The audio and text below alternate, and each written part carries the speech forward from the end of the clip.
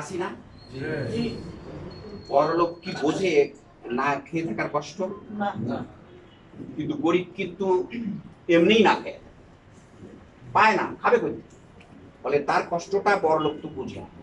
ফলে যে মুসলিম সে এই রমজান উপলক্ষে অন্তত গরিবের কষ্টটা বুঝতে পারে, ঠিক না? এই যে রোজা আমাদেরকে শিক্ষা দিচ্ছে ধর্ম খাদ্যের হক, বাঁচার হক, সেই হকের লড়াইটা তোমরা বুঝবা। যে কথা মঞ্জু ভাই লম্বা আলোচনায় বলে গেছেন যে যারা ধনী, যারা শাসক, তারা যদি গরিবের এই হকটা বুঝতে না পারে তাহলে সমাজ রিভোল্ট করবে, বারবার রিভোল্ট করছে। যতক্ষণ পর্যন্ত ধনীরা, জ্ঞানীরা, শিক্ষিতরা, ক্ষমতাসীনেরা এটা না বুঝবে ততক্ষণ রিভোল্ট অব্যাহত থাকবে। মঞ্জু ভাইয়ের বক্তব্যের মূল থিম ছিল এটা। এই ধর্মে থেকে রিফ্লেক্ট করে রাজনীতিতে আমি ঢুকেছি। 7টা ভার্সেস